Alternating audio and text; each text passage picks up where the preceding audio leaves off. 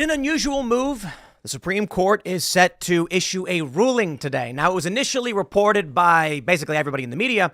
This was going to be a ruling on Trump eligibility. Now, we don't know exactly if that's what's going to happen, but at 10 a.m., we're recording this show live, because at 10 a.m., we're expected to get an announcement. And the reason why the Supreme Court is expected to issue a ruling today is because tomorrow is Super Tuesday. So, of course, we here at Timcast are having a huge event in Martinsburg, West Virginia. Let me know if everything seems to be working on your guys' end. We don't normally stream on this channel, but, considering we have this big breaking news coming out just the other night, and whether or not we actually get this ruling, we don't know. So there is a bit of news that we can't go over. In the meantime, of course, we can take super chats and talk with everybody in the chat. So super chat if you'd like, or regular chat. And we're going to be playing the waiting game as we go through what's currently going on with the breaking news. So this is the reporting that we got from the New York Times. Supreme Court poised to rule on Monday on Trump's eligibility to hold office. An unusual announcement from the court provided a strong hint that justices will act the day before the primaries on Super Tuesday. As of recording this, we are about a half an hour out. Now, the thing is, the opinion could actually leak some point before the rulings come out. And funnier still, the ruling may be completely unrelated to Trump's eligibility, although I find that very, very unlikely. We can certainly go over Trump's prospects. We had the D.C. primary where Nikki Haley finally won, and we can talk about why it doesn't matter and how the left is being manipulated. And it's just, I feel bad for a lot of these people, right? There's this guy, Brian Tyler Cohen, and he says, haha, Nikki Haley beats Trump, 60-30. Trump's probably so mad. Yeah, Nikki Haley got 1,000 votes. She got 1,276 votes in D.C. Trump got 600 and some odd. These are negligible numbers relative to any of the other primaries. I mean, Trump gets Michigan? What was it, Michigan? Trump gets 740,000 or whatever. So we're looking at several hundred votes in an area that's 95%, 93% Democrat. It's meaningless. But this is what they do. They say, haha, Nikki Haley beats Trump 2-1. They don't realize they're talking about a microscopic amount of Democrats. Now, to be fair, D.C. is a closed primary, meaning in all likelihood, these are actual D.C. Republicans. I don't know anybody would think that a swamp monster is going to vote for Donald Trump. That being said, if Trump actually went to D.C., he would have secured votes. But apparently, according to Trump, he decided not to do it. So here we are. Now, I think it's very, very likely, based on what we saw in the oral arguments over Trump's eligibility, based on the 14th Amendment, even the liberal justices were like, what are you arguing? Why would a state have a right to disqualify someone who's not been found guilty or convicted of anything pertaining to insurrection? It's actually rather fascinating, because the argument is, if Donald Trump can be accused, simply accused of insurrection, and then removed from a state ballot, then based on Joe Biden's funding of Iran, any other state, any Republican state could do the exact same thing. Now, the reality here is, of course, Republican states would never do such a thing because they're weak and pathetic. I have to wonder why it is that after we got Dr. Phil, that's right, Dr. Phil of Oprah fame, after we got him coming out on The View, coming out on Joe Rogan and saying, yeah, I talked with the head of the CBP union and they said that our tax dollars facilitate child trafficking into known prostitution rings. There has been no effort anywhere in this country by any Republican at all to do anything. Now, you can argue Abbott is doing something in Texas, trying to secure the border. But I mean, come on. I just don't understand how you can have an organization like we know they're doing this. We see videos of them doing this. They've been doing it for years. Dr. Phil says they're doing it. And I'm just like, man, you'd think there maybe some Republican AG in some state might instruct his law enforcement apparatus, maybe do something about something, but guess not. I guess not. All right. So as we're currently awaiting the news, we still have about 25 minutes. Let's read more from the New York Times. They reported yesterday the Supreme Court announced on Sunday it would issue at least one decision on Monday, a strong signal that it would rule then on former President Donald J. Trump's eligibility for Colorado's primary ballot. Now, of course, many of you, I don't know if I have this pulled up right here. Illinois tried to remove Donald Trump from the ballot as well. And there have been a few other states that have decided Trump is ineligible to run for president, but they've not yet removed his name pending a decision from the Supreme Court. Okay. You know, I think it's fairly obvious the Supreme Court's going to come out and just say it is an absurdity to try and take Trump off the ballot because there's been no adjudication. Or I should say, it's not even fair. Trump was acquitted in the Senate. That's it. We're done. He was impeached in the House over January 6th. The Senate comes out and says, nah. I think it was something like 53 to 40. What was it? No. Was it how many? Let me make sure I get this right. Was it 60, 50, 57? Let's see. Trump impeachment. Let's make sure we get we'll make sure we get it right because we're all about having our facts here, at least according to Wikipedia. If they say it's true, it must be true. It was 57 to 43 not guilty, right? 57 guilty. What did I say? 53? 57 guilty, 43 not guilty. That means acquitted. Result, acquitted. So in terms of whether or not Trump could be removed, how could we have a system where an individual state can determine that an officer that an individual running for federal office, not an officer, we cleared that one up in the immunity case, an individual running for federal office could be removed from a state level after having already been acquitted of what they're accusing him of? I mean, I don't know if that's double. I think what we're seeing with the federal level case, double jeopardy, I would imagine, not to mention the immunity contradictions. They say the court's unusual practice, though one suspended during the pandemic, is to announce decisions in argued cases from the bench. The justices had not been scheduled to return to the courtroom until March 15th. The timing of the court's actions may have been influenced by the electoral calendar in urging the justices to intervene in this case. The Colorado Republican primary had asked them to act before the looming Super Tuesday primaries this week, which include Colorado. Now, a lot of people are operating under the assumption that because they're issuing this ruling on Monday, just before Super Tuesday, which is tomorrow, we got our event sold out in Martinsburg, West Virginia. Go to timcast.com, become a member. Don't miss out on our events. Support us at castbrew.com, our coffee company. That's where we're holding the event. The assumption is it must be to protect Super Tuesday. This is the media. Trump's going to win. They want to make sure there's no question about Super Tuesday. But hold on there, my friends. There's actually a good reason why they would rule he can be removed from the ballot. Now, I don't think there's a logical reason to argue he could. I think it's absurd. But if the idea is Trump cannot be removed, they need not issue a ruling before Super Tuesday.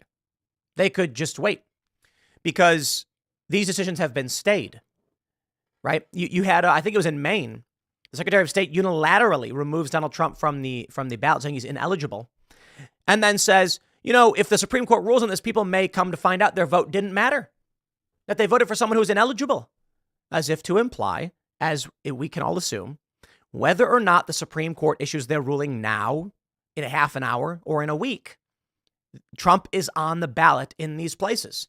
Even the story from Illinois. They say after a Cook County judge ordered Trump to be removed from the Illinois primary election ballot, Winnebago County officials released a statement saying no changes are being made to the primary ballots just yet.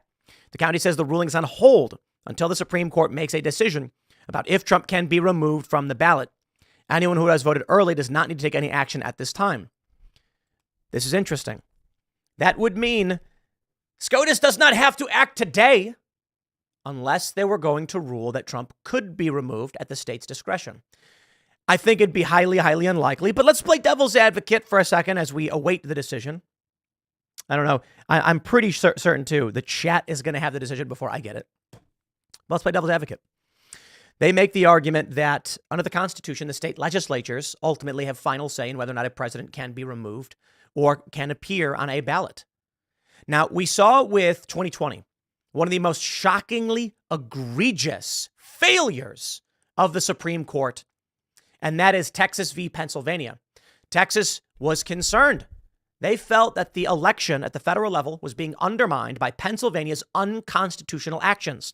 That is, Pennsylvania made changes to its voting process without consulting state legislature in violation of the Constitution. Texas's argument, in my opinion, is sound. The argument is, if we're supposed to vote on what we're having for dinner, but one guy has a gun to his back, his vote's not legitimate. And if I lose out on my let's just say we're going to go for filet mignon, a delicious medium rare steak. You know what? No, make it rare. And someone else wants to order, I don't know, chicken tenders. And we're one vote off, and one guy's got a gun to his back. That's not a real election. You need to step in and fix that vote. So this is what happened. Pennsylvania changed the rules in violation of their constitution as per a lower court's order. But the higher courts, the Supreme Court of Pennsylvania, said, no, universal mail-in voting is allowed despite the fact the Constitution says absentee voting only allowed in certain circumstances. Well, clearly, you have a constitutional violation. The courts at the highest level were appointed by Democrats. Actually, I don't know how it works in Pennsylvania. They may be voted in. But it was considered to be biased and in need of external intervention to determine whether or not the state legislature has approved this unconstitutional change. And the Supreme Court, the conservative justices, except for the great Clarence Thomas and Alito, they were the only ones of honor. They said, we're not interested in hearing this case because they're cowards. They're cowardly. You know, it's tough. It is. I could not imagine going through what they go through and only getting $200,000 a year. I know. $200,000 a year, man, you're living comfortable, right? Your bills are paid. You got vacation. You're going skiing in winter with your family on these ski trips. You got vacation. You got food. Granted, the economy is getting pretty bad. But with $200K a year, depending on where you live. Now, these justices, like Brett Kavanaugh, for instance, he basically lives just outside of D.C. and $200K a year. What is it? Like 200? Let me pull up the SCOTUS salary. $255,000 a year. I gotta be honest, man. Oof, that's pretty rough. You know, $255,000 a year to have someone threatening to kidnap and murder your family ain't worth it. It's not worth it. You know, I don't know what else they could do, I guess. You know, if they go in private practice, they're probably going to make more than that. But I suppose for these individuals, they have a mission. There's an ideology here that they're seeking to uphold. And that ideology may be in support of the Constitution as it was intended. Or for the far leftists, it could be to fundamentally destroy this country and burn it to the ground. I'm half kidding, by the way. But then you have to imagine when it comes down to an issue of the election, these justices are just cowards. I mean, Kavanaugh, Coney Barrett, I believe she was on the bench at the time. It's cowardly. There's no reason to say no to hearing one of the most important cases this country has ever encountered. Answering the question of constitutionality in elections. Now, they decide not to do it. And I think the reality is this. Should the Supreme Court have ruled on the issue of Texas v. Pennsylvania, their conclusion could have only been one thing. Pennsylvania was in violation of the federal Constitution by altering the rules of an election outside of the state legislature through executive and judicial actions. Or I should say, it's actually a bit more complicated than that. The state legislatures did cut a deal with Democrats. The idea was Democrats wanted universal mail-in voting. Republicans wanted to get rid of this down ballot system they have where basically you can just say, I vote Democrat, and then it gives all Democrats. They were hoping that by getting rid of that, it would actually give them a leg up in various other areas of the election. So it certainly was done through the legislature. The problem is the Constitution forbade universal mail-in voting. So in order for it to actually go through the constitutional process, they would have had to have, I think, taken out like a newspaper article, amended the Constitution. Very difficult to do and was not going to win. So they cut a deal and did it anyway. The issue then is it's not so much outside the legislature. That's the simplified version we saw in many other states. But the actual, to get a bit more nuanced in this one was, did the legislature act properly in their attempts to alter the fundamental base of the election? In which case, to clarify, in Pennsylvania, the legislative process was not followed by which to change the rules of the election. I believe something like 48 states were involved in this lawsuit. Of course, Democrat states on one side, Republican states on the other side, a few states abstaining, and the Supreme Court just went, guys, we're too scared. I don't want to do it. Look, man, I get it. You don't get paid that much for the threat in your life, but why take the job if that's the case? The money shouldn't be the issue. You want to be in the Supreme Court, you get nominated, you swear an oath to do your duties, you should do your duties. Instead, they didn't. And now here we are in this extremely annoying circumstance that should not be happening because the Supreme Court should have already issued a ruling on this 4 years ago. Okay, to be fair, 3.5 years ago. They should have said the Constitution states the legislature has final say in how the elections are run. That being said, the state's constitution, and you know what? Fine. Let's be fair. They could have said the state legislature ruled, the courts upheld it. We're done. Whether or not it's constitutional or not is a question for the state courts and not the federal courts. They could have simply said that, but they're cowards. They were concerned that by issuing any, in my opinion, their concern was issuing any ruling on the matter would invoke the other side. I should say evoke. I don't think that's the appropriate way to handle it. I think the Supreme Court should have said, yes, we will answer this question. Yes, we will hear the arguments. But I think their concern was, if we issue any ruling on this, we will have either side blaming us. And guess what? Someone showed up to Brett Kavanaugh's house to kill him and his family. And so these people, I don't know. I think that was after that was before. I think it was before, actually, because this was no. When was Roe overturned? No. This had to have been after. Let me make sure I get the dates right. Typing in. Well, let's see. The assassination plot was in 2022, so it's 2 years later. These people are terrified, right? I want to make sure I have that clear because I don't think they were influenced by that. That happened. That comes way later.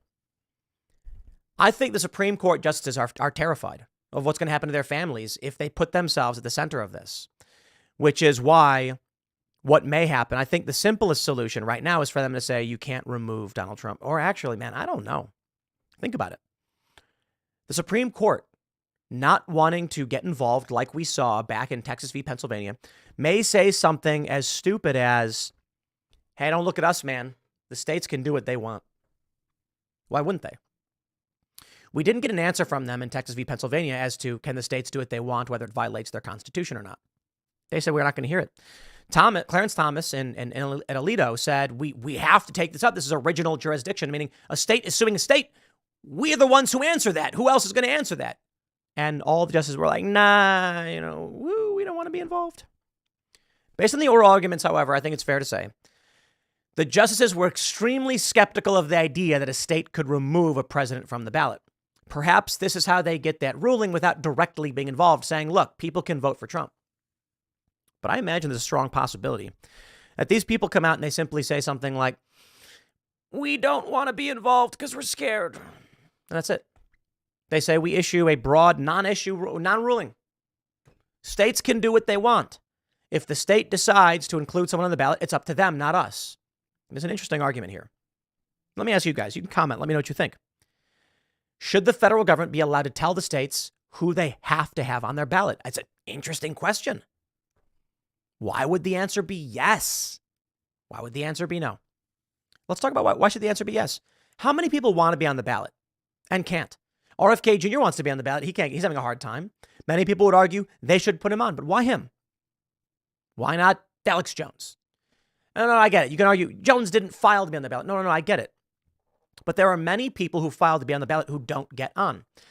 Why should Trump be on the ballot and say not RFK Jr. in many of these states? Serious question. Now, many may argue that Trump's the clear front runner. He was president before. I mean, why would you exclude him? I don't know that's a sound legal argument, that a person's ability to appear on a ballot is determined by their popularity, by them having appeared on a ballot before. If you want to argue it's polling numbers, that would be arguing that the media has the right to determine who is going to be on these ballots. Look, it's a tough question. It really is. You take a look at how polling works.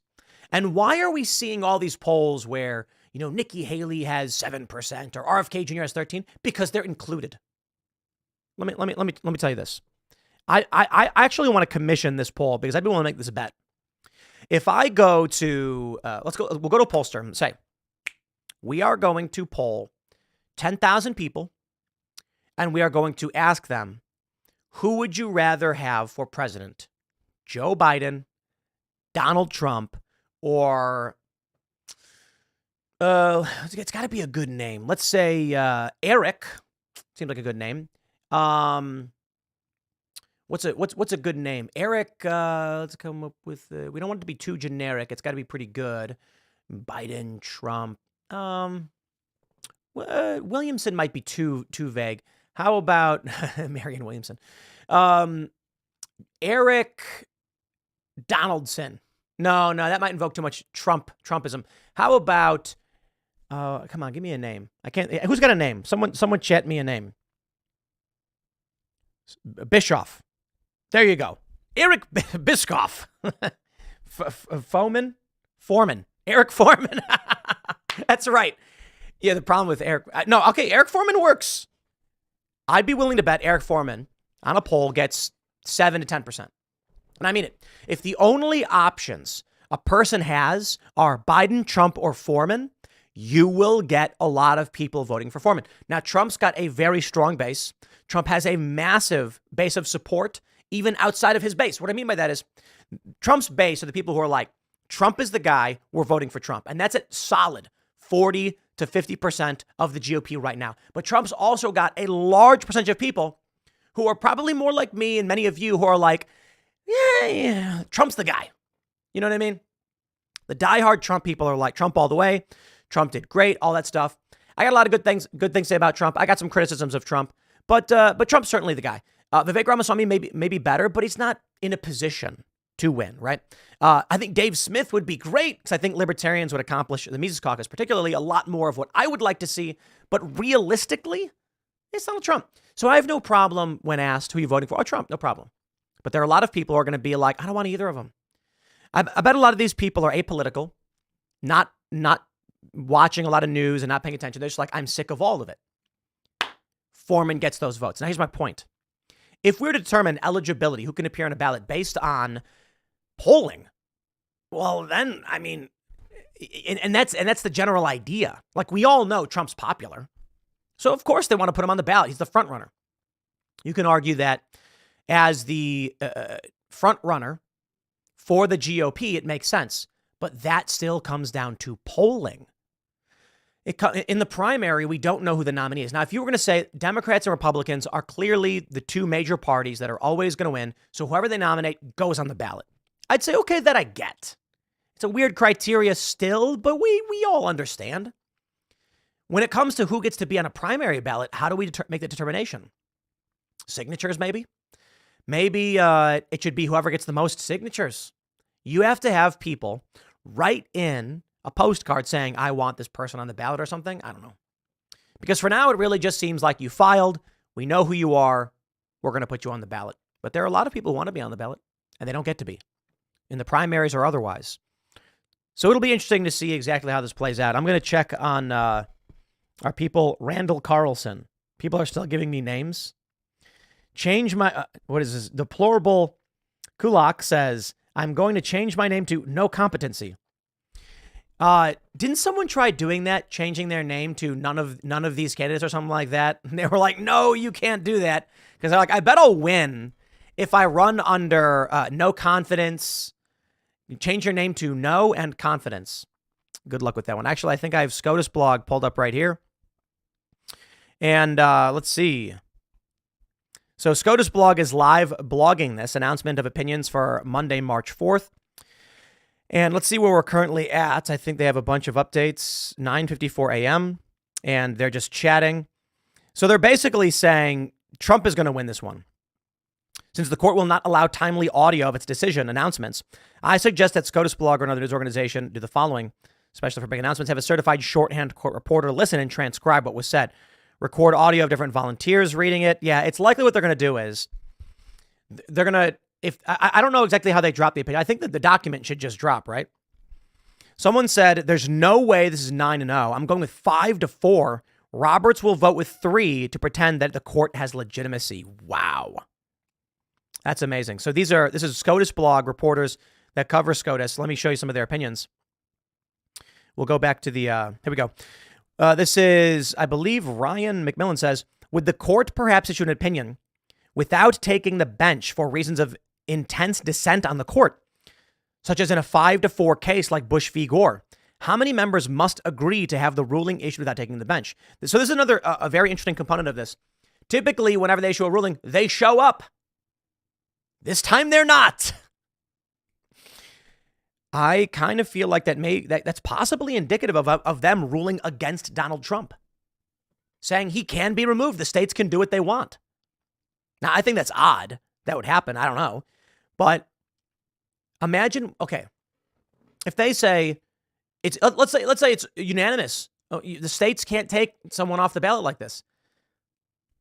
Especially someone who hasn't been convicted under, they've got to play by the rules. Trump's not been convicted of this. You can't unilaterally just decide, but some courts are ordering it. Let's say they come out and they say, no, Trump's on the ballot. This is ridiculous. Why would they not show up? You can argue laziness. I'm going to argue security. Security. I mean, think about it. SCOTUS rules Trump can be removed.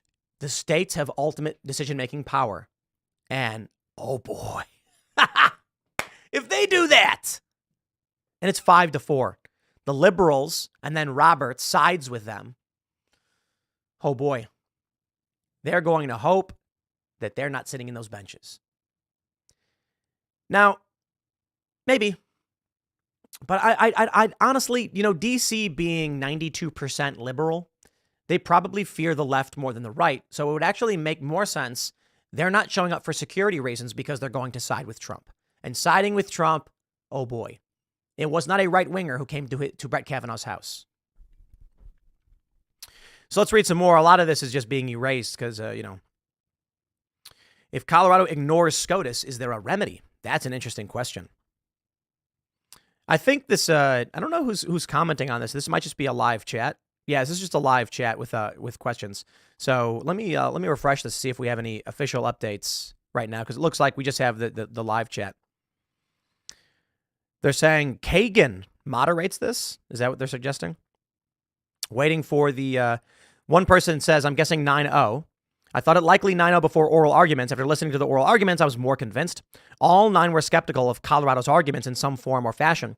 There may be 5 different concurrences with different reasoning, but it'll be 9-0. That's my prediction. There is another 5-minute, we're 3 minutes out. There's something else to consider too, and that is that the states just ignore the ruling. That's it. The states make a statement about the Supreme Court is illegitimate. It was propped up by Donald Trump himself. He's an insurrectionist, and therefore we have decided. What can the Supreme Court do? Nothing. And more importantly, do you think the federal government will intervene? They won't. So what'll happen? Nothing. In a state like Colorado, run by Democrats, imagine the Supreme Court comes out and says 9-0, Trump stays on the ballot. Press conference is held, and they say, our courts have ruled this. The federal government has no right to intervene, as we've all seen with Texas. When the Supreme Court says that the Customs and Border Protection have a right to this jurisdiction, Texas defies them and says no. Therefore, we too shall defy the court. Now that would be particularly interesting. The challenge with doing segments like this, just as we are 2 minutes now out from the official posting, I'll give you the in the weeds. Oh boy, 1 minute warning. Normally I record about 9 a.m. Work hour beforehand, hour and a half beforehand, pulling up stories. And I got a bunch of stories. Nikki Haley's win. We've got a bunch of cultural stuff. We got the misgendering policy on Twitter.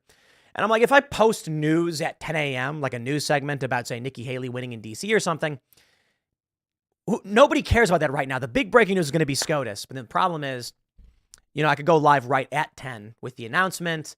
Sure, we'll go live early. But now I've effectively created a segment which is behind the news. So when this news does break, anybody who wants to watch this video they're not going to get the immediate news right away. But it is what it is. There's a lot that we talked about, and so we'll put this one up in the podcast for the day as we rate the breaking news. And there is current chat. But we'll take a look because we're about 1 minute away from the release. We'll see. Yeah, the 5-minute warning. One individual says most of the justices seemed disturbed with the idea that one individual state can essentially interfere with a national election and decide who gets to run. It's a good point. If Colorado removes Donald Trump, here we go. It's 10 o'clock. Should be dropping any moment. If Colorado removes Trump, if a bunch of states remove Trump, Trump can't win. Especially states that are split like Maine. Maine's where it matters because Maine doesn't issue all of their electoral votes in one direction. It's actually a split state. So I think a portion goes to like one candidate and a portion to the other. It is now 10. Time to refresh. Is that what they're saying? Let's take a look if they've got up on SCOTUS blog the decision yet. Of course, everybody is refreshing the SCOTUS website. I thought I had that pulled up. No, I guess I just had SCOTUS blog pulled up. Let's, it is Trump v. Anderson. It is pure per curiam. I'm not a lawyer. So it looks like it's coming in. Let me pull up, we got it. I don't know if I can click on this link. I cannot. There we go. We got it. Donald Trump petitioner Norma Anderson. Here we go, ladies and gentlemen. We are now. I'm sure they're going to announce. Let me zoom in here. Let's get the quick answer. I guess everyone's reading it. I'm just going to jump to the bottom. And say so it be resolved or whatever. And here we go. Let's. Okay, so this is Sotomayor, Kagan, Jackson. Interesting. Oh man, I am scrolling through this. You see, it's very wordy. 5 justices. Oh, man. Did it go 5-4? On writ of cert, the Supreme Court. Is this the dissent? All right. Justice Barrett concurring in part and concurring in judgment. Barrett joins parts 1 and 2 of the court's decision. I agree that the states lack the power to enforce Section 3 against presidential candidates. That principle is sufficient to resolve this case. And I would decide no more than that. This suit was brought by Colorado voters under state law in a state court. It does not require us to address the complicated question whether federal legislation is the exclusive vehicle through which Section 3 can be enforced. The majority's choice of a different path leaves the remaining justices with a choice of how to respond. In my judgment, this is not the time to amplify disagreement with stridency. The court has settled a politically charged issue in the volatile season of the presidential election. Particularly in this circumstance, writings in the court should turn the national temperature down, not up. For presidential purposes, our differences are far less important than our unanimity. All 9 justices agree on the outcome of this case. That is the message they should take home. Here we go. Okay. All right. Here's the blah blah blah. I'm trying to just find this. Give me the simple. Nate, give me the simple. It's very long. Can I read the last paragraph? All 9 members of the court agree with the result. Our colleagues writing separately further agree with many of the reasons this opinion provides for reaching it. So it's unanimous. And I believe they're saying that states. Okay, here we go. So far as we can tell, the very object, only to our taking into account the distinctive way Section 3 works and the fact that Section 5 vests in Congress the power to enforce it. These are not the only reasons states lack the power to enforce this particular constitutional provision with respect to federal offices, but they are important ones. And it is the combination of all the reasons set forth in this opinion, not as some of our colleagues would have it, just one particular rationale that resolves this case. In our view, each of these reasons is necessary to provide a complete explanation for the judgment the court unanimously reaches. The judgment of the Colorado Supreme Court is reversed. The mandate shall issue forthwith, so it is ordered. So that's it, right? Are we? Here we go. The court holds that because the Constitution makes Congress, rather than the states, responsible for enforcing Section 3 against federal office holders and candidates, we reverse. Justice Barrett agrees in part and concurs in the judgment. She agrees that states do not have the power to enforce Section 3 against presidential candidates, but would not go further. So it looks like there it is, ladies and gentlemen. Trump cannot be removed individually by the states. Interesting. They say usually for per curiam opinions, the writing is handled by one justice or another. I'm just going to try and triple check that we are reading this correctly. Yep, there we go. That's it. Supreme Court rules in unanimous decision that Trump cannot be kicked off the Colorado primary ballot over his actions leading up to the Capitol riot.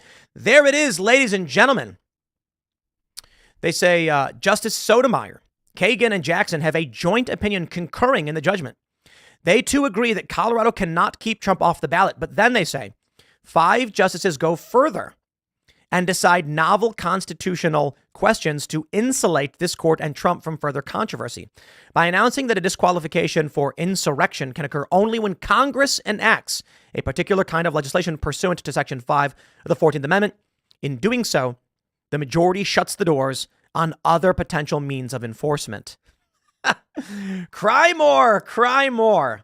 That's it, ladies and gentlemen. It's exactly what we thought was going to happen. Of course, we had a little bit of devil's advocate there, but there's your breaking news for the morning. We were able to get that out now. Of course, the challenge for those that choose to watch this podcast later, I'll put a chapter in it so that people can click right to the decision right in the beginning so that if people end up tuning in. Maybe I should have said that very early on, but Trump wins, ladies and gentlemen. And I think that was fairly obvious. Now, I suppose ultimately it does make a lot of sense. The reason why the justices were not there could be simple. They weren't on the bench for the issuing of this opinion. Maybe because it's Monday morning. They wanted to get it out before Super Tuesday so that Trump is on the ballot in all of these states in the primaries. But to be honest, I wouldn't be surprised if there's huge protests in D.C. and they don't want to be anywhere near the city. And I wonder if Capitol Police and other federal law enforcement told them, when you issue this ruling, the left will act a fool, stay out of the city so that we don't have to deal with providing you security. It's going to get wild, to say the least. But while that news has just dropped, there it is.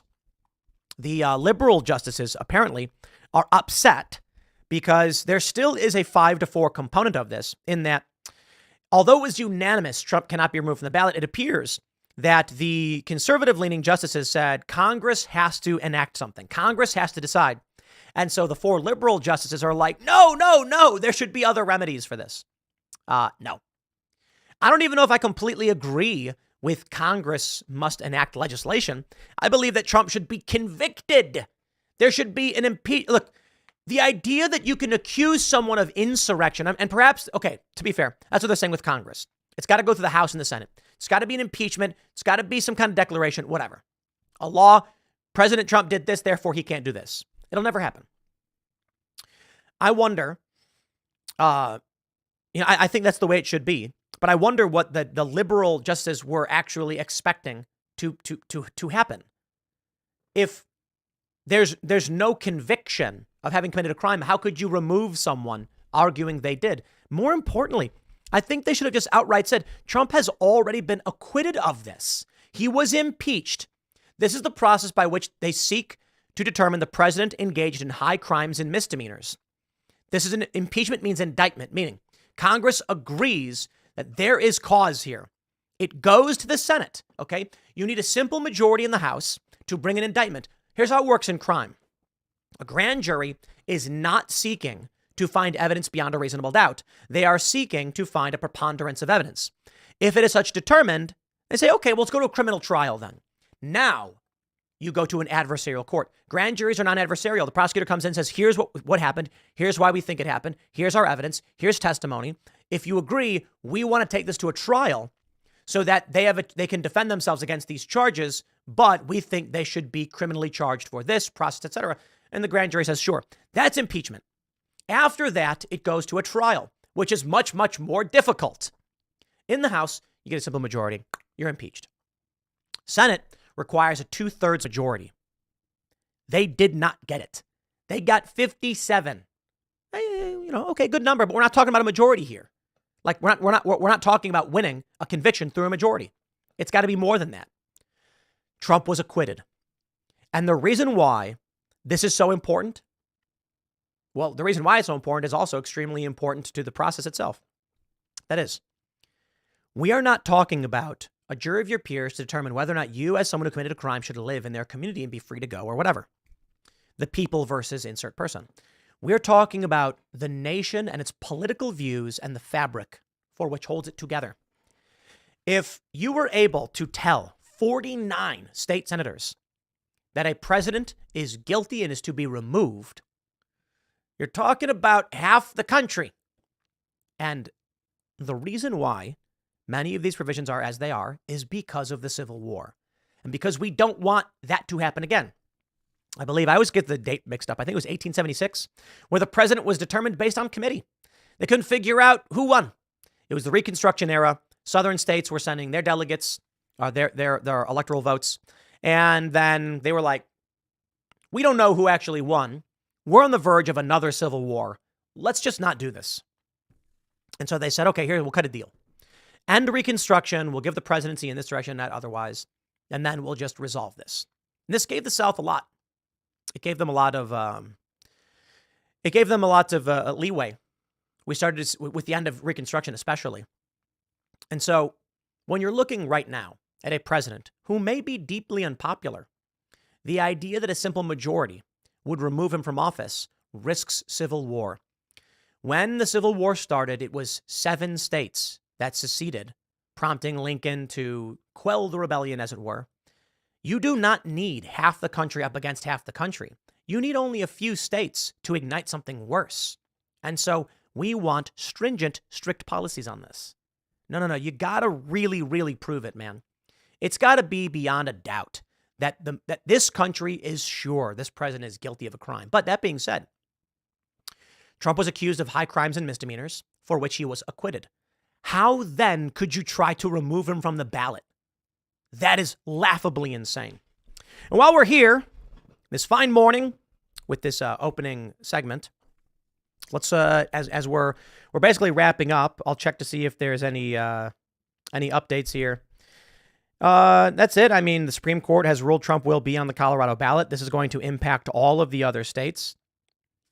States may not unilaterally disqualify Donald Trump from the ballot. The Supreme Court rules unanimously. Only Congress can decide. And of course, they're not going to be able to because there are still Republicans in Congress. That being said, don't be surprised if a few traitors, defectors in the Republican Party who are uniparty establishment side with Democrats to pass a bill saying Trump did it and he can't be on the ballot.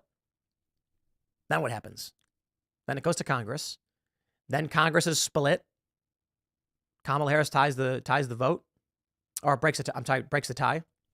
And there you go. It's not over yet. It's mostly over, and it's probably over, but certainly something else could happen. We'll grab a couple of your super chats before we head out here, and I begin to work on the rest of the show for this morning. All right, let's see. Kyle Miller says, Tim, are you going to cover the New York Times story protecting Hamas? I am looking into it. It may be something for IRL tonight, but definitely interesting. Basically, for those that aren't familiar, in the New York Times newsroom, there was a story about very serious... Hamas did horrifying atrocities, and there are progressives who are trying to block the reporting from happening, so it's causing some kind of, it's causing an upset in the company. Well, I'm just going to grab a couple more because I do need to get back on track for recording more. We did a special live this morning. Molly says, yay, you went live. I'm in rural Illinois biting my nails. Very, very good. Jason Dixon says, Bitcoin is worth $66,000. I'm rich. Yep. Man, Bitcoin's going to break its record, all-time high. I think it'll probably, not financial advice, don't talk to me about it. I'm just saying, I think it'll hit 200K.